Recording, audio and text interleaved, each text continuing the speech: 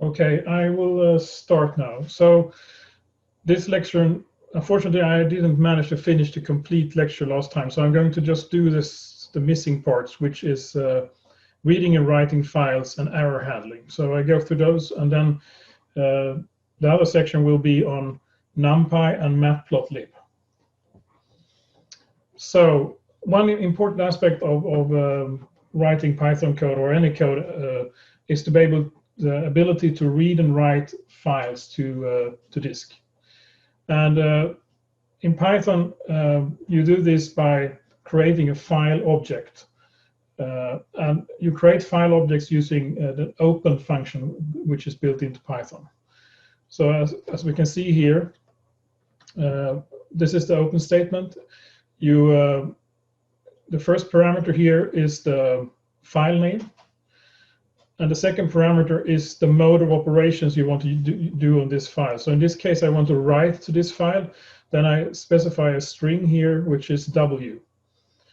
And when I run this command, the object will be created. Let's see, like that. So nothing more now. So text file is now an object which you can use to communicate, or which is the ticket to your file. And you use this object to read and write, and also to close the file when you're done with it. So writing is done using the write method, which is a function that is available on the text file object. So in this case here, I can write three statements here, and in this case, compared to print, it will not write a line and then go to the next line. So it will continuously write contents to the file. So if you want new lines in the file, you would need to specify the control character \n. That will go to the next line. So in this case here, I write 3 lines to the file. And when I'm done writing to the file, it's very important that you close the file, because if you don't close it, the operating system thinks that this file is open and there is more data coming in. And to be able to have quick I/O and efficient I/O, operating systems will not always write the file directly to disk. It will wait until there is enough data to write and then write it to disk.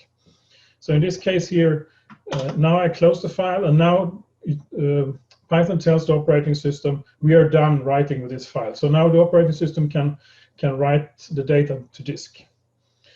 So just to illustrate how the file looks, so now there is a myfile.txt in my current directory. So if I just print the contents here, you can see the contents of the file here. So now you also see that this line here was written to one line, this line here, and the next line here continued writing here. So when you're using write, you need to specify the \n to go to the next line. So reading from a file, you use the same kind of concept as writing to a file.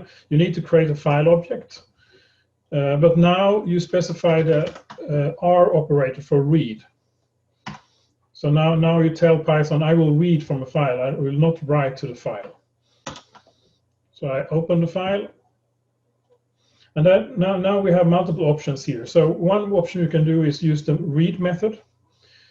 And that will read the entire file into a string. So what you get back here, the content here, will contain the entire file. So now you see here the string here will be the contents of the file. This is not very efficient if you are if you have gigabytes or terabytes of files. Reading the entire file into a string will be kind of problematic. I don't think it will be very efficient for managing your file. So we need to use some other methods to actually read a file. So the text object, or the file object, has another method called Readline that reads a single line from the file. So line then is the text and the \n that indicates a line. So line here will be one line, and if you're at the end of the file, the line will be empty, and so you can have a while statement here to kind of iterate over the file and read it line by line. So when every line contains a \m, so when you get to the end of file, the readline function will return an empty string that indicates that you are at the end of the file. So here you can see that I read in one line here, and now we have a strange thing here. We have an additional row here, and then we have this one here. And then this is because line will actually read the line symbol. So \n is actually a 0, so a special character in the file that goes to the next line. That will also be read. So when I use the print statement here, it will first print the line with the \n, and then print will add another \n. So that's why we get an extra row here. So if we don't want that, we need to strip the line with this \n character here. So this r-strip here will actually remove the trailing line character, so that we only read the contents of the line. So now if we run this, it will not have this double lines here.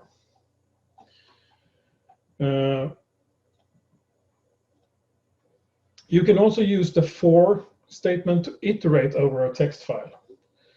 So you see here there is many ways of reading a file, and you have to choose the ones that fits your need. So for example, if you want to read a small configuration file, it could be easiest way just to read it in a single statement. But if you want to kind of process a really large file, you need to kind of iterate over it. So here, in this case here, you can use for line in text file.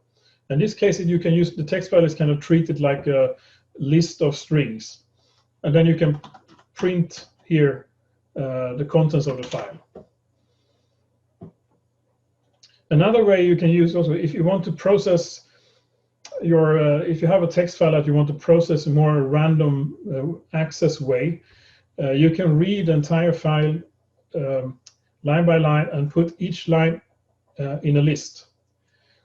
So in this case here, I have this statement here. I use the readlines function of the text file object that will read the file and return a list where every item in the list is a line. And here you can see now you have the file.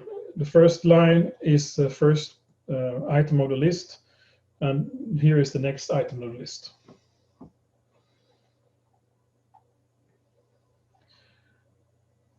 As I said before, it's important that you close the files when you are using them. And a statement that you can use to guarantee that the file will be closed is the with statement. Also, using the with statement, you don't have to actually explicitly call the close either. So in this case here, I have a with statement here with open file. So this is the same statement we used before to create the file object. And then we say that we open this file as this object, do our same operations here, but now we have a code block here. So all the reading is done in the code block. And whatever happens in this code block, the file will be closed. So that this guarantees, even if you do an error, that the file will be closed and the operating system knows that this file is not used anymore. And it kind of also looks nice in code, this statement. So short about something about error handling. So when you develop your code, you should always try to kind of code defensively. So think about errors that can happen and handle them. So sometimes for example, I have a large calculation program. It could be worthwhile to check that the input file is there, that you can read it, and so on. So in this case here, I want to check for if this file exists. Then I open it, and then I read file, and then I print out that it doesn't find it, so to speak. So in this case here, it couldn't find the file, but there can be multiple reasons for why this is happening. So it could be that the file is kind of it can't read it because you don't have permissions and so on. So you want to have something that can handle multiple errors. So in Python, when something goes wrong, usually you get something like this. So when you run something, in this case here, it says, oh, something went wrong, no such file or directory here. And what this here is something that is called an exception. And that is, it's called, when that happens, that the exception is thrown. And if you don't handle this exception, the program will stop and print out the error messages from the exception. It will also tell you where the exception occurred. So in this case, it occurred in the open statement. So what you can do then is to create an exception handler. So in this case here, I do try, which is, you tell Python here, I will try this code, and if something goes wrong, go to this part here. So except here is the part here where you handle the error. So in this case here, if something goes wrong, do this. And this is the most general try except handler in Python. This handler I have in this code here will catch any error, which is dangerous because you don't know what happened, but it will not stop your code. So the code will not kind of break, and it will just indicate that something went wrong. So in this case here, the file couldn't be opened, but we don't know what happened.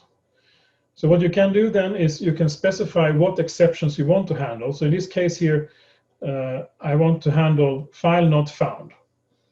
Then I just specify this here in the exceptions section, and then we know that this is the actual error that occurred.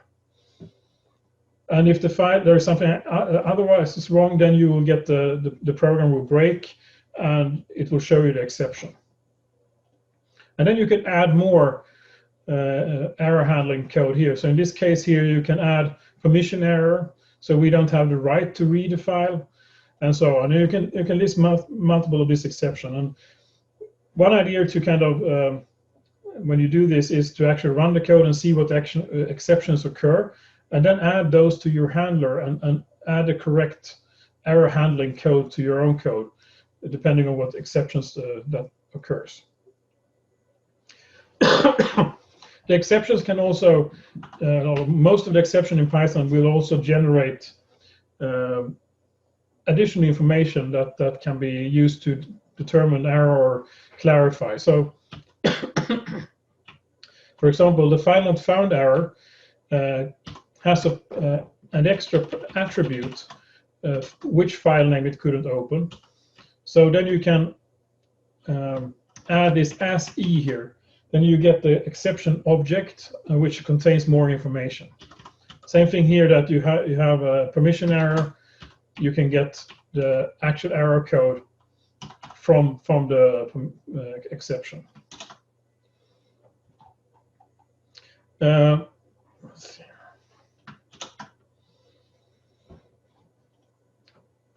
It's also possible to, if something occurs, some error occurred in your code, it's possible also to guarantee that some certain code will be executed. And that you can use the finally block for. So the try block, if there is something, an exception occurring in the try block, the exception will be handled, but finally it will also execute input file close, output file close. So we run here.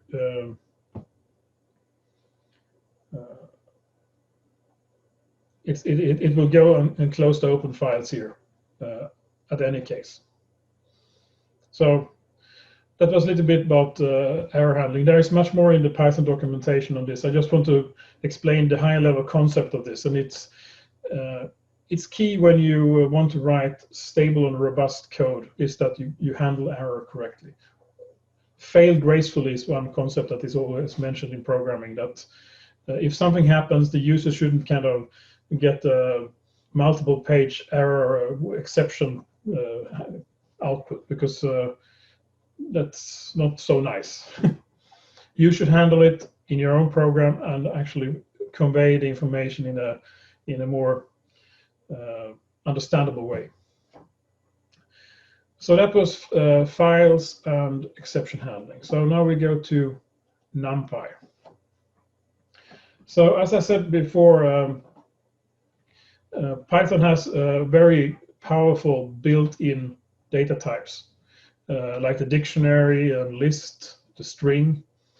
But for numerical analysis, these data types are often not enough, because Python lists are designed to handle any data types, and they don't store numerical data efficiently in memory. It's often a pointer structure that points to multiple locations in memory. So when you want to do numerical analysis of large amounts of data, you need something that can handle large blocks of numerical data in memory. And NumPy was designed to do just that. So it's an extension that handles large arrays with data of the same type. And that is typically vector matrices, 2, 3, 4-dimensional array structures. The syntax is very similar to what you have in MATLAB, for example, but with more flexibility to specify data types and so on. You use NumPy using this import statement, and this has become the de facto standard for how you import NumPy. So, and reason why you do import as NP is just to make it more readable, and you have to type less. So we do that.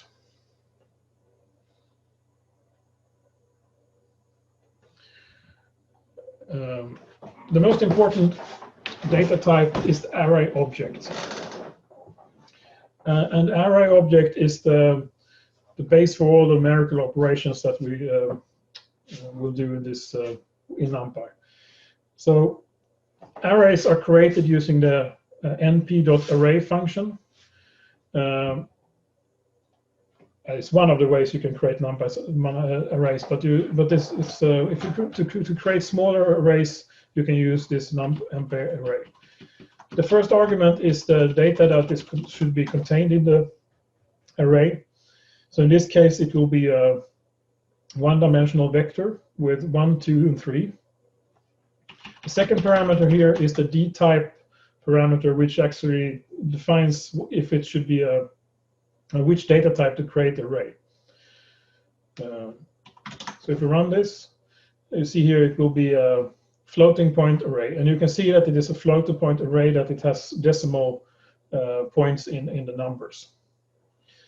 If you don't specify the data type, NumPy will determine the data type by looking at the contents of the list coming in here. So in this case, if you specify integer in the list, the array will be an integer array. And if you specify decimal numbers in the list, it will become a floating point array. You can create a multi-dimensional arrays by nesting lists. So in this case here, the first row is 1, 2. The next row is 3, 4. Same thing here. This is a 2-row by 4-column array. And it will, when you print those, it will print them in with the dimensions. So it's very similar to displaying an array in MATLAB.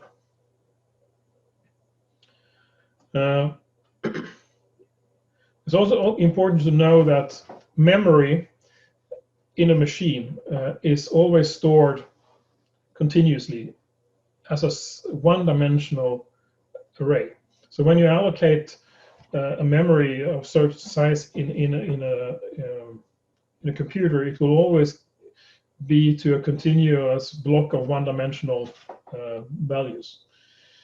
And the actual dimensions of a matrix is just a way of getting to the next row. So it's a stride that jumps from.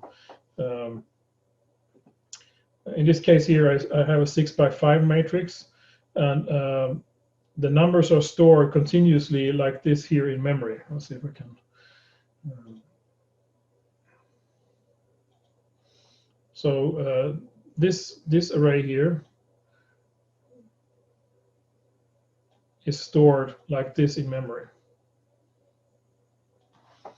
So it's stored row-wise by default in NumPy, because NumPy is implemented in C, and C and C++ stores arrays row-wise.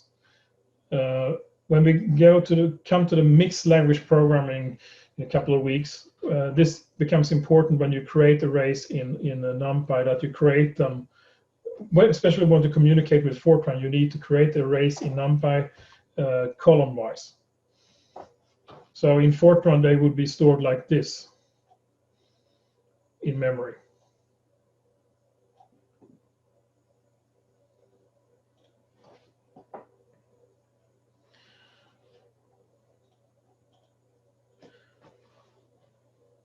So you can get more information from an array. When you're creating arrays, this is an object, and it has attributes, that is variables that define certain attributes of your array, and there is also function that you can call on the object.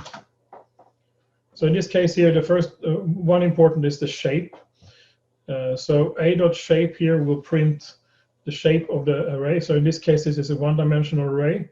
So then it will say 4, and then you have b here, which is two-dimensional. It will say 2 by 2. And here you have a three-dimensional array structure. It will say 2 by 2 by 4. Sometimes you want to have just have the rows and columns assigned to a variable. Then you can do something like this. So rows, columns equals to b shape. And then R and C will be assigned rows and columns. You can also query the number of dimensions for an array object by using the ndim attribute, and it has 2 dimensions. And then there are some other ones here that you can display as well. So you have shape, ndim, dtype, which is the data type, int64, and that will not change. When you have created an object, the object will or the array object will always have the same data type. It will not change. Array size, so that is the number of elements in the total number of elements in the array, and then the size of each element in bytes. So in this case, item size here is 8. So that is an int64. That is 8 bytes. So 8 by 8 is 64. So you can see that NumPy goes quite down to the hardware level, and that is because we need that to have a good performance when we do numerical computations. You can change the shape of an array. So NumPy has a very sophisticated way of dealing with the changes to arrays. So it will kind of avoid recreating or reallocating memory if it doesn't need to. And reshaping can be, if the number of elements is not changed, reshape will only kind of will not reallocate the memory.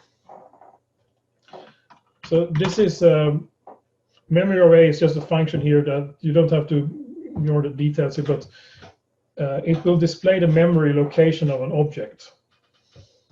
And we'll use to illustrate some of the concept here. So I have here an array that is 2 by 2. And then you can see the memory here is 263998840. That is somewhere in my memory of my computer here. Then I can do reshape here to a 4 by 1 array. And then we return a flat object.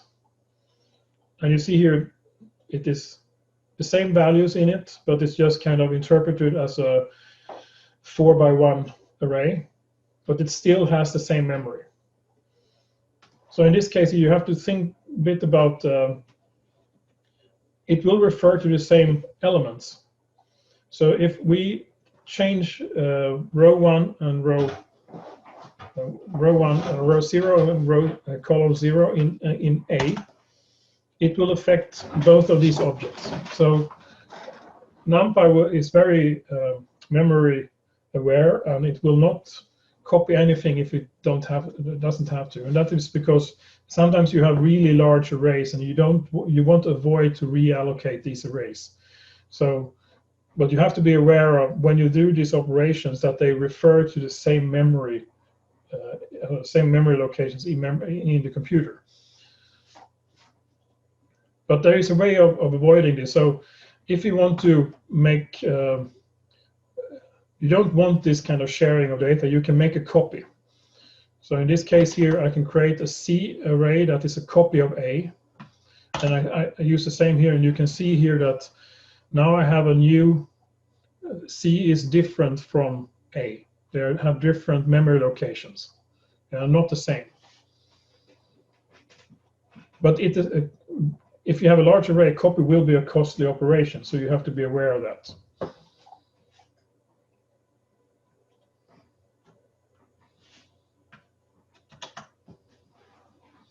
Here is some other as well. Here is a 2 by 4 array.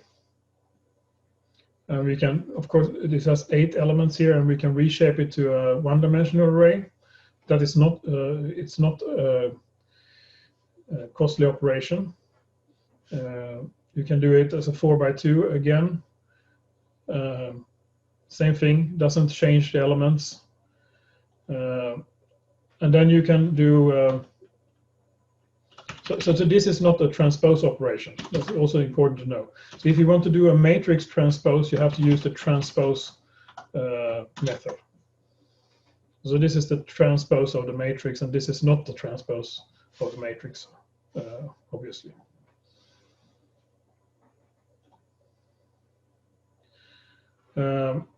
If you change the size of an array, NumPy will retain the existing values. They will be copied from the old object to the new object. So resize always reallocates memory. So because you have, it will add more elements to the array.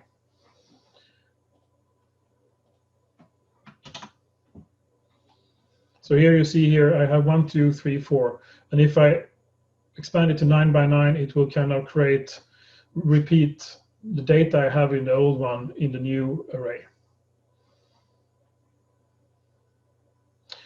So the NumPy array function is kind of a good method of creating smaller arrays. So when you create larger arrays, you can't always, you're often not interested in filling them with content yourself. Either you read them from file, or you have a sparse array with mostly zeros or ones or whatever. And there are some functions to do this. Just like in MATLAB, you have a special method called zeros, and that will create an array with a certain size filled with zeros. So it uses the same kind of notation as so if you don't specify anything, it will be a floating point array. If you want it to be an integer array, you specify the data type as a second parameter, and it will be an integer array. There is a similar function called ones, which creates an array consisting of ones. And if you want to specify a specific value for an array that should be filled, you can use the ones function to actually create first an array that is filled with ones, and then multiply all the elements using the normal multiplication operator 42. So the multiplication operator, if you multiply an array with a scalar value, that scalar value will multiply in all positions in that array, and it will return an array containing those values. So in this case here, I have 42 here that I multiply an array of ones, and then I get element multiplication on all of this, and then I get 42 on all the elements. So ranges. So you can also create arrays using the arange function, and that's very similar to the range function in Python, that it returns but it doesn't return a list, but it returns an array filled with a sequence of values. So if I do this command here, it will return a range from 0 to 9. So it has the same notation as the same syntax as the normal Python, that it goes up. It does not include the parameter, so it goes from 0 to 9, but it will contain 10 values going from 0 to 9.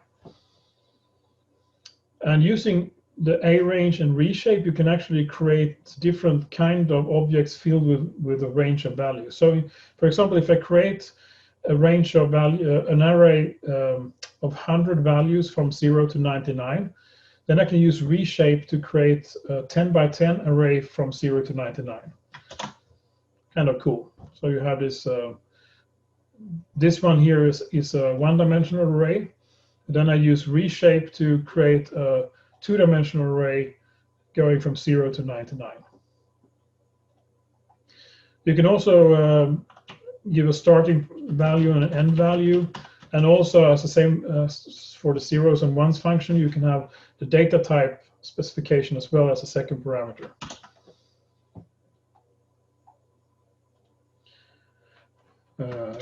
Data type, I can specify as float. You can have a step length here as well, so you can get the step length.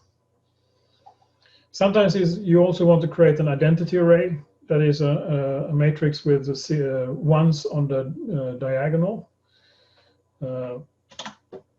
like this. So you have ones here going down diagonally in the matrix. You can also create. Sorry, I think also where you. No.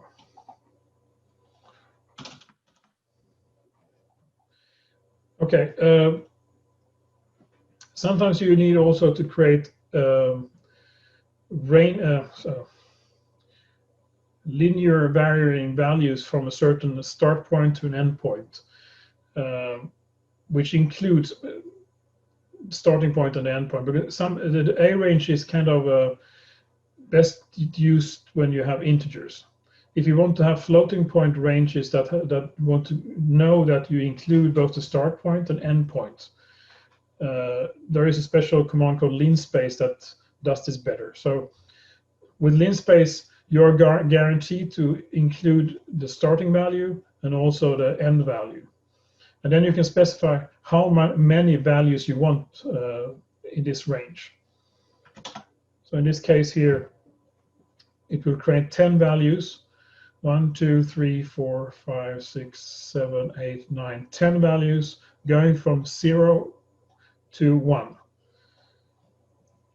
And you can also create the same thing here going from 20. So it will make sure that you have 20 values going from 0 to 1, and that 0 and 1 are included in that range. This is very useful when we come to plotting. So in MATLAB, you do this in a zero, in a single specification of 0, colon, step length, and end position. This is a similar way of doing that in NumPy. So then you can use X to when you plot functions later on.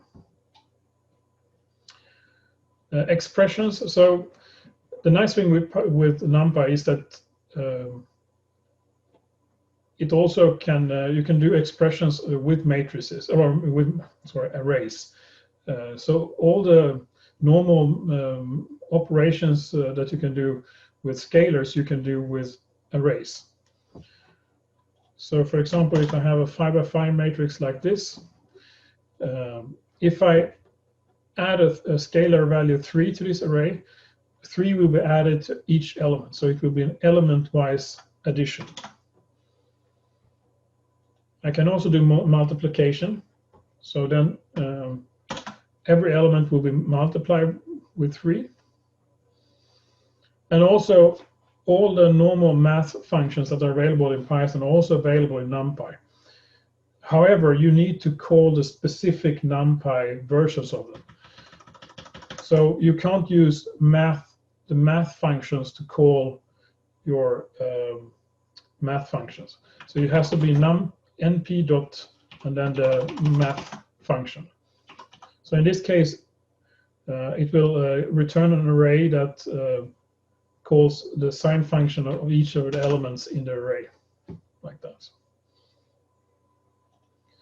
You can negate an array by using the minus sign, and you can also do add arrays together, like this.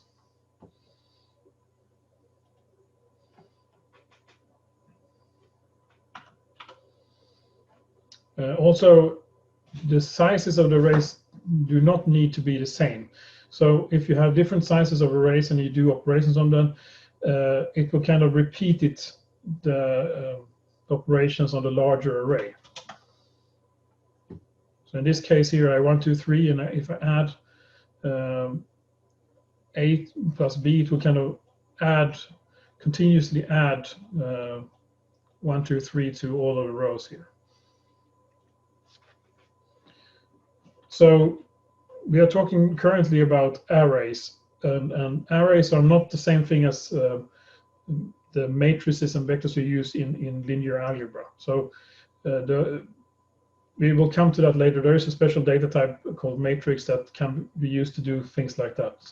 So if you want to do linear algebra with arrays, you need to explicitly call functions to do these operations. So matrix multiplication, for example, you can use you can use the dot operator, the dot function, but you can also use the @ operator to do matrix multiplications. So as I said before, the normal Python multiplication operator is used to do element-wise multiplication. So if you want to do matrix multiplication, you need to use the dot function or the @ operator. So here, this is the matrix multiplications here of A times A.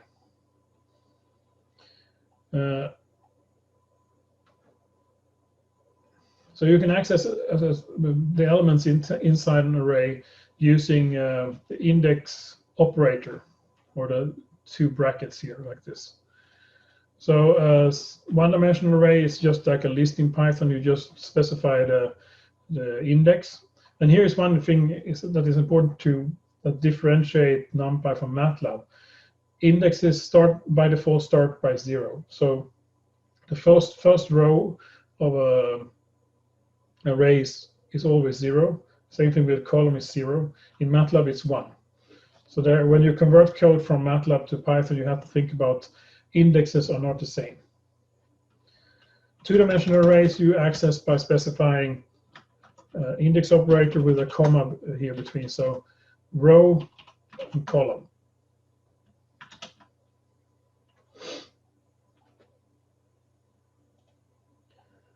You assign values in arrays in the same way. So like in lists, you can have elements number 2 here is equal to 42. Elements 1, row 1, column 2 is 42. You can also access subarrays or slices. The notation is given here. So you have A, and then you have the starting index and the end index. And that will create a slice from start to end -1. Start, it will give you all the values from start to the end. Colon end, values up to end -1. So it uses the same kind of index, some syntax as for the range function in Python. And if you have colon, it will all values. So it's also very similar to what you do in MATLAB to access elements in arrays. So here I have an array with 25 elements, and I say I want to access elements from 1 up until 4. So that should be this one, but not including 5 here. So these 4 values, and it should be correct there.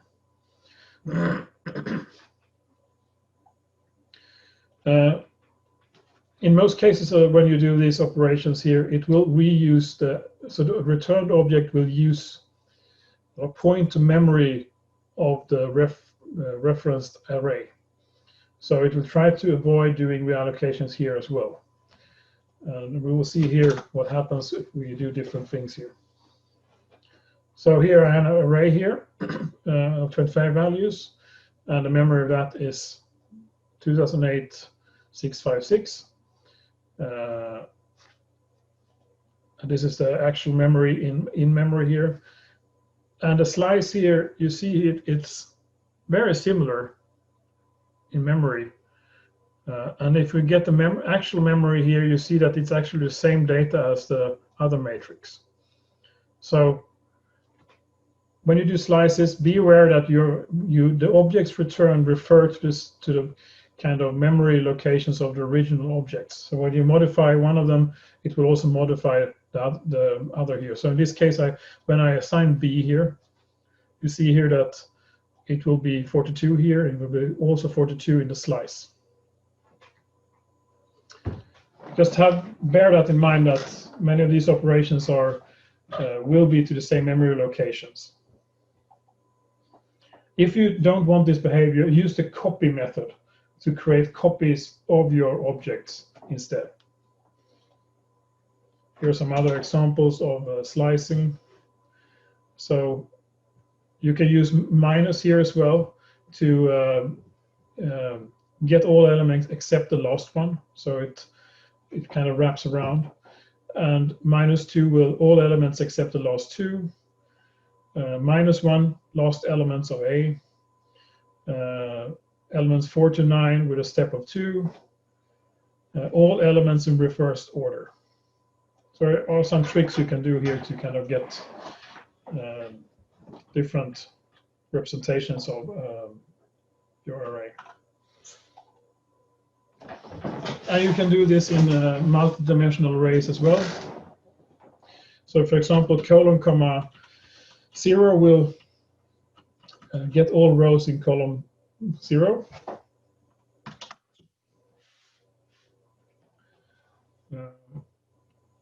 And then you have all rows in column 0 and 1. So you have 2 columns here, row 0, row 0 to 1. And you can do the same thing here. You can use minus here, and then you will combine with a colon here, you get the last row in B, and so on. So it's a very powerful syntax that you can use. It's also possible to interchange lists and arrays. They are kind of, because they use the same index notation, it's very easy to assign, for example, in this case, row 1 of B, assign all these elements to with a list like this. And then I can also assign all the rows with a list here as well. So here first I assign row number 2 here, a list of values, and I assign column 0, 1, 2 with 42s in this direction. I think we'll take a 5-minute break, and we'll continue after 5 minutes.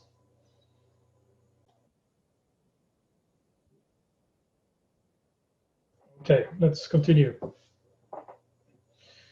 There are also, as I said before, array objects are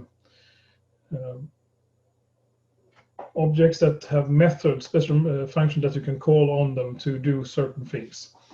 So, for example, there are methods for calculating the sum of an array, and that is called .sum.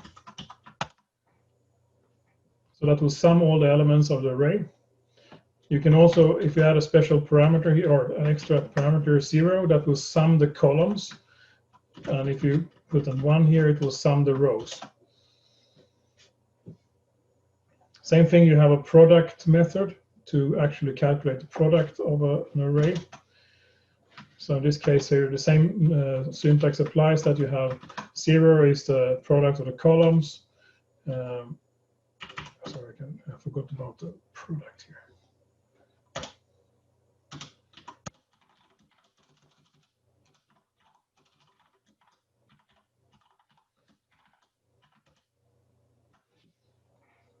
So a.product will calculate the product of all the elements. This will do it row-wise and column-wise. Sorry, column-wise and row-wise. So as I said before, arrays are not they have similarities to linear algebra matrices, but they are not matrix objects. So if you want to do linear analysis expressions in a more natural way, there is a special object called matrix, which inherits all the traits and features of an array object, but adds special methods and attributes that makes them behave like matrices. So in this case here, instead of using np.array, you use np.matrix. Use the same kind of syntax to specify your arrays in this case, as an arrays. But you can use, for example, a.transpose to get the transpose of the matrix. You can, if you do a multiplied by x, it's a matrix multiplication. You have a.I, which is the matrix inverse. So you get a more matrix-like way of doing expressions. But it's derived from the array. So you can, all the methods you have on an array, you can also do on a matrix object. But it has some limitations on the dimensions and so on. But it's good to have in some situations. So finally, so when you have arrays, especially if you have large arrays, it can be good to kind of have a ways of reading and writing that in a standardized way. So there are 3 ways you can read and write array objects. You can write arrays using the NumPy's the binary format that is provided by NumPy, which are called MPY or MPZ. You can write text files with values row by row, direct reading and writing of binary files. So NumPy files you can create by using the save method. So np.save will save a file or save an array as a file here. So in this case, I have xnpy. It will take the array x and save that to a file x.mpy. You can have and then you save y in the y.mpy file. So if you do an ls here, you can see that they are written to disk. Also, we can do count x.mpy. You can see these are not readable directly because they are binary. So these are not stored in a way that you can actually read them by yourself. So it's a native file format for matrices, arrays in NumPy. But it's a way of quickly storing data to disk if you kind of want to do a snapshot scheme in your code, or if you want to save all the data quickly, this is a way to do it. You can read data again using the load command, load method, and it will get back the original data here, and you can plot it here like this if you want. So when you read it, it will be give you an object, the exact structure of the object that you wrote to disk. It's also possible to use store multiple arrays in a single file using the save and load methods as well. So in this case, you can specify the first parameter. Instead of specifying a file name, you can specify a file object. And then you can open the file using this notation here. So we open a file object to a xy.dat file. We have to open it for writing as binary. So the B here means that the file will be binary. And then we just MP save, and we put the file object here as the first parameter. And then we write X here. Then we take the F file object again, and then we add Y to this object. This will create xy.dat with two array objects in it. And we will go backwards again. We can do load from a file object here. And now we read binary here again. So this is read binary. And then we first read the X object and the Y object. And you see here that we get the exact data back again. You can also read data from text files.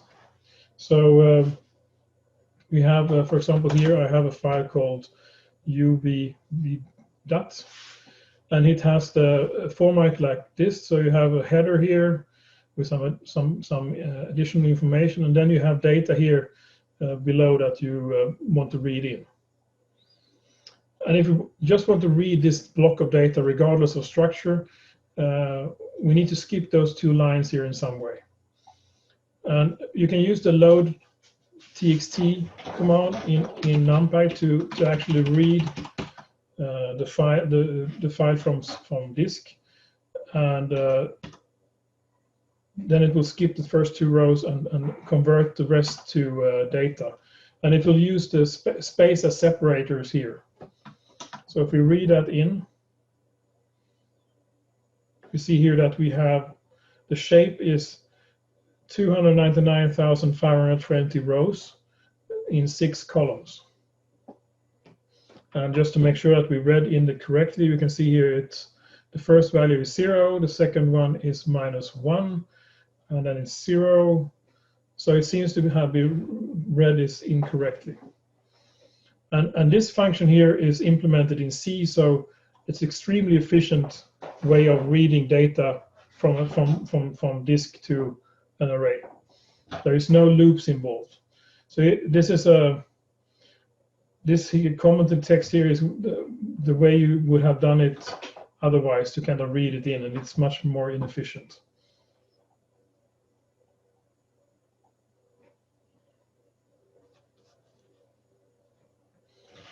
And then you can have the opposite you can also do. So you can do, if you have an object already created in your your NumPy code, you can use the save text to write text files. So here you can see that you have the data written to file.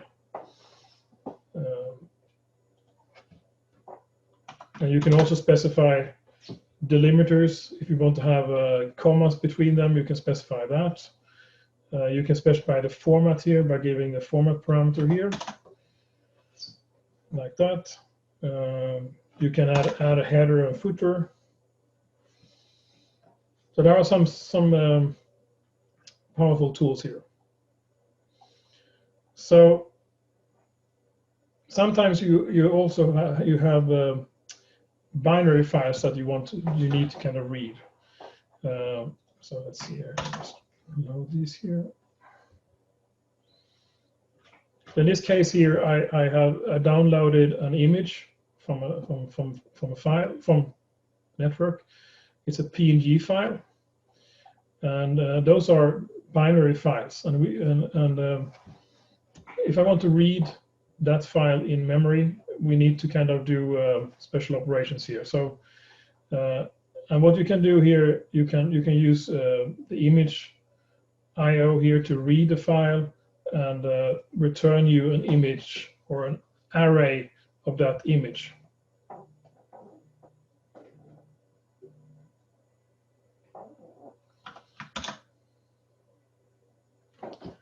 So in this case, you can see here I have image IO will read this file and return you an array object.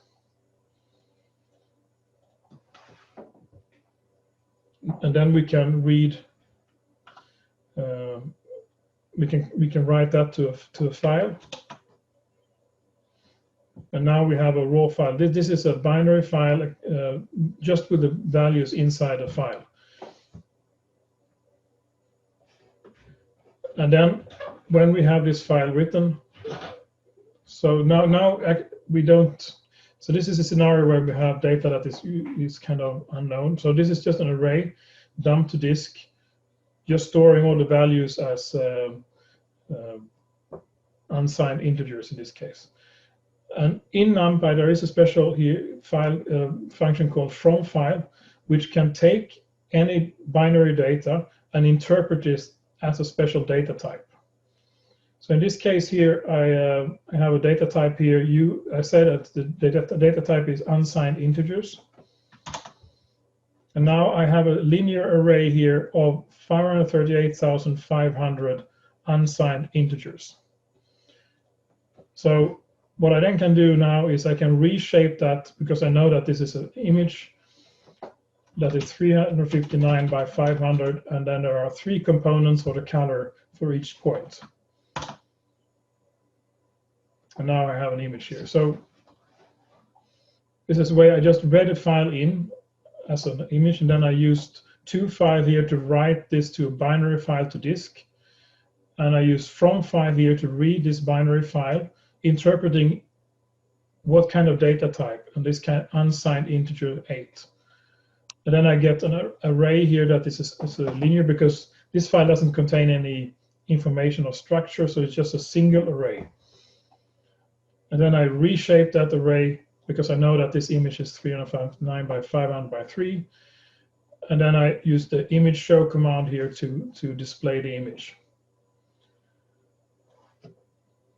So that is one way of handling binary data in NumPy. There's also a way of actually reading data directly from external URLs. So if you know that there is a file somewhere in the world that you want to read and you want to process in NumPy, you can open a data source object, and then you can get the file pointer to this external object here, and you can read from this file pointer, which actually is an external address, and get the image directly to as a NumPy array. So you see here that I open something that is available somewhere on a server, and I can actually read that using the imread function here and get a NumPy array back with that file. That could be one way. If you have a measuring station that generates images, you can actually open these images from your code, read them, and then start processing directly. The final thing I want to discuss with NumPy is common problem is to solve linear equation systems. So NumPy contains a special function for this. It's called linalg.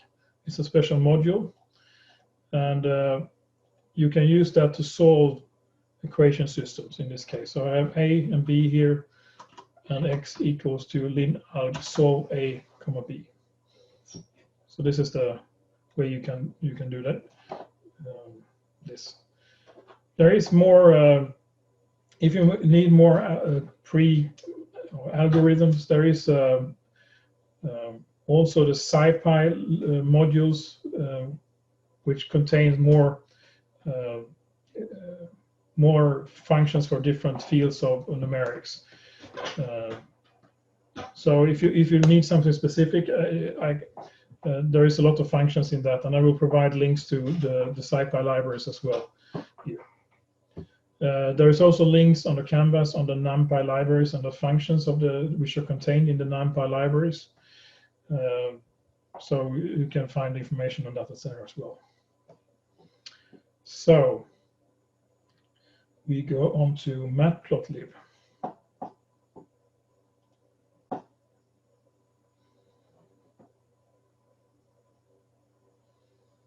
So now we have gone through how to handle your data with NumPy. Now it's one of the other uses of NumPy, or not so NumPy, whereas it kind of to plot your data and display it in a nice way. And the default kind of plot library in Anaconda is the Matplotlib. It has been around for, I think, a decade now, or more than a decade. And it aims to be kind of very similar to the plotting functions in MATLAB. But it is also a high-level object-oriented library for drawing things. So you can do both. There is a very simple API that is very similar to MATLAB, but you can also use it on a high level. But I'm going to show you in the simple way here using the Matplot interface. So you use it by importing matplotlib pyplot and as PLT. That is the kind of default convention of importing the Matplotlib pyplot interface. This here is just a notation to the Jupyter notebook here, how I want the plotting should be due inline, so it will come up between after the code execution. So simple plotting can be done using the plot command, and it's easy as just specifying what you want to plot here as a list, for example. So Matplotlib doesn't really require NumPy, but you can plot lists and things that you can iterate over in Python, you can plot as well. So it will just display this plot like this. NumPy arrays. So as I said before, if we want to plot a function, for example, you can you usually define the range you want to plot using the linspace command, and then you call y equals to np.syn. That will create an array y with all the function values computed. So in this case here, you see this is the range I want to plot, and these are the function values. And then I can plot them like this, and I get a nice sine function here. You can use the MATLAB syntax to specify colors for the different properties. Here, in this case here, I do red, and then O stands for that I want plot dots in this case. If I add BO with a dash, it will plot a line between the dots. It's difficult to see here. And the B here stands for blue dots with a line between them. And then you have B dash dash. That means that I have a dashed line. I can have a dashed line consisting of plus signs. I can have a plus sign with lines between them. It's also possible to have multiple plots in the same window or same plot. So in this case here, I have two functions I want to plot, y1 and y2. And then I can I add my first one here. The first 3 parameter is the first plot, and the second 3 is the second plot. Like that.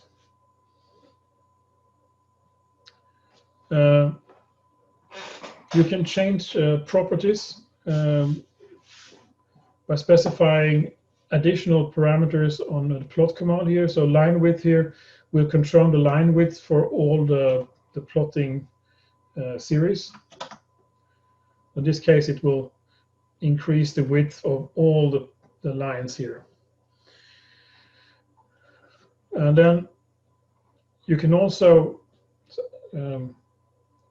it's an object-oriented plotting library, so you can actually assign objects that, so if you give a variable and assign, when you call a plot, lines will contain all the lines in the plot as objects. And then you can use those objects to set properties using the setp command here, like this.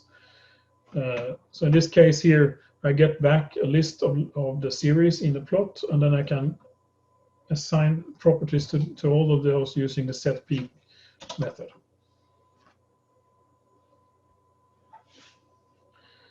You can plot to multiple figure windows using the figure function. It's not so, when you run this in Spider, you can get multiple windows. So every figure command will generate a separate window. In this case here, we will get two plots on top of each other here in this case. But when you run this standalone, you will get separate windows for the plots. And also, when running as a standalone, you will get kind of functions for interacting with the plot as well. If we have time, I will show you that as well.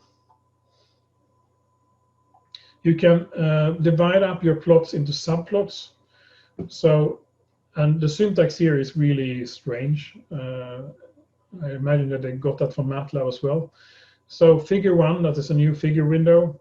Subplot here, I will have 2 rows of plots, and one and this is the first column of the plot. The last parameter is where I want to plot currently. Then I have 2 plots, 2 rows with 1 column, and then there's the second column I want to plot here. So then it's this is a single plot here with 2 curves. If I do 1 row, 2 columns, I get this configuration instead. You can decorate your plots with by specifying additional commands. So you can have X label will provide the label of the X-axis. Y label will provide labeling on the Y-axis. So here we have Y1, Y1, Y2, and then X here. You can also add text to your plots. And one really nice feature of Matplotlib is that you can use LaTeX notation in the plots. So you can actually add functions to your equations to your plots. And the text command works like, so it's X, Y position here, and that is in plot coordinates. And then this is the text you want to specify here. And if you want to specify LaTeX, you need to prefix the string with an R. So this is not a typo. It's just that otherwise you can't use the / notations of LaTeX. Those will be interpreted as control characters in Python. And then you can specify the horizontal alignment, so it will center the equation around this point here. So this is the equation, and this is the point I specified here. It's here. You can also use an annotate function to create an array, sorry, not an arrow, to pointing to a certain location of the plot. So in this case here, I have a text max here, XY here, specify where I want to point to, and then where the text should be located. And you can specify some properties of the arrow, and also how it should be aligned.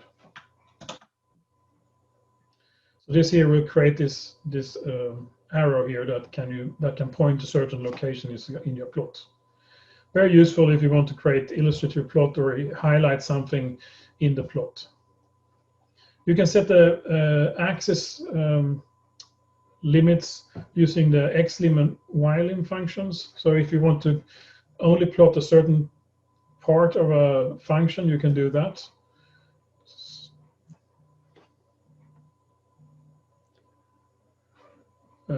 Here you can do that. So this is the xlim and ylim functions here. So you see here that I zoomed in the plot here, and I still have this arrow notation here. You can also change the scaling to log scale or similar using the x scale command here. Get a log plot instead.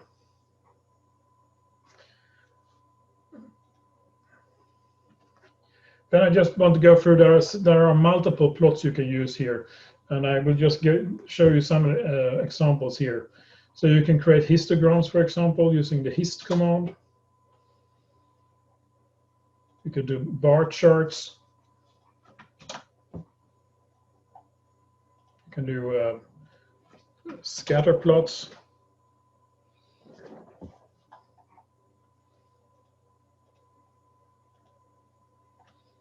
I can do contour plots. And here you need to, so this is a bit odd syntax here. So you have to create two arrays that defines your grid, so to speak. So in this case here, -6 to 6 here, and then I want 100 numbers here, 100 values. And then I create X and Y a mesh grid like this. And then I can use that to calculate the values on the grid. And then I can use the contour F to actually plot these either as filled contours or as isolines. Images, I showed you a bit later before how you can load those. You can use the image read to read an image and then display an image using the image show command here.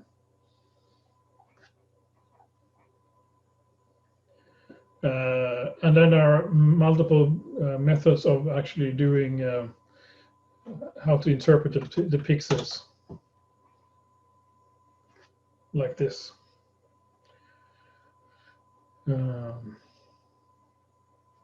You can plot streamlines.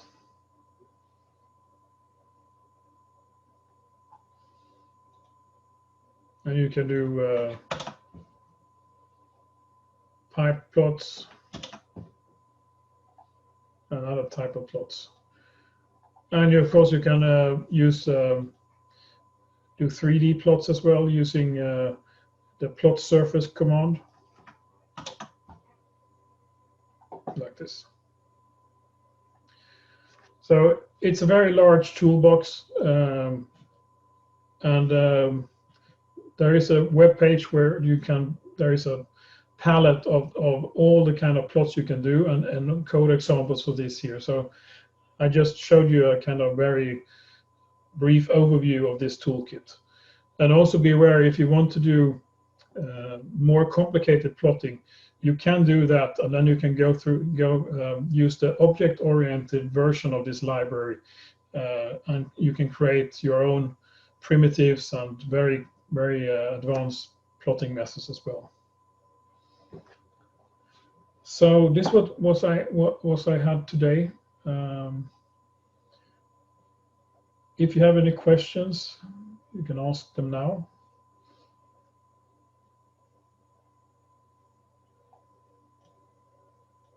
Mm-hmm.